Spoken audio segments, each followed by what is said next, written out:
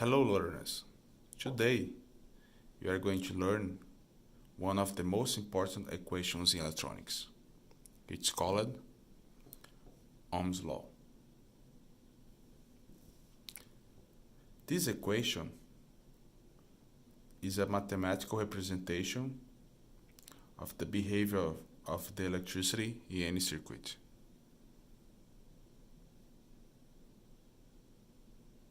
It takes into account the following variables: resistance, current, voltage, and power. Each one of these variables is represented by the following letters. Current represented by I, resistance represented by R, voltage represented by V, and power represented by P. Together, these variables are related to each other, as you can see in this image.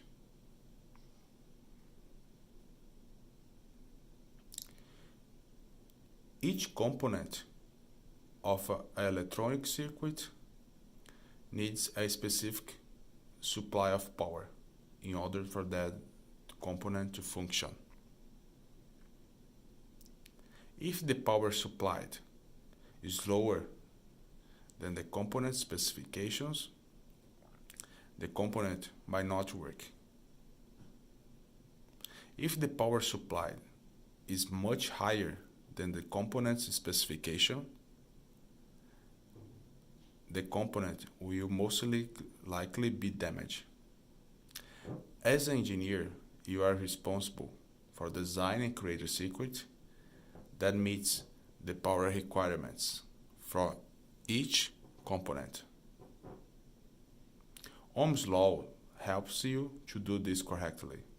For example, imagine that you have a component that needs a specific amount of current, such as the LED. The current supplied should not be lower or higher than the component specifications.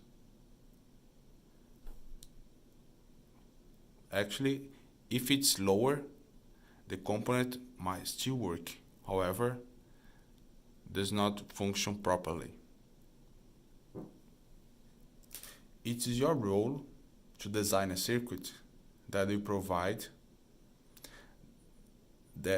to that component specific minimum requirements to work. Let's see one demonstration. Let me erase this. In this example, you have a component called LED. The LED is a fragile component, and it glows brightly when a specific amount of voltage flows and current flows through it. If you supply more than what's necessary, the LED will burn out. For example, imagine that you have a circuit with a 6-volt battery. How can you calculate how much resistance we need to provide the right amount of current to this LED that it's necessary to glow? Exactly, we can use Ohm's law, right? The same principle applies to any kind of circuit. For example, by using Ohm's law, which this can be represented by one of this is one of the equations that represent this law. You can use this to verify how much current you'd need to achieve this number.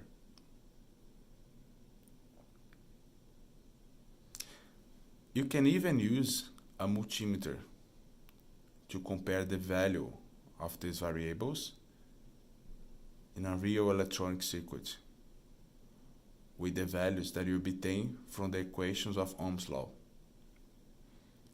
In this course, you learn in the future how to use multimeter.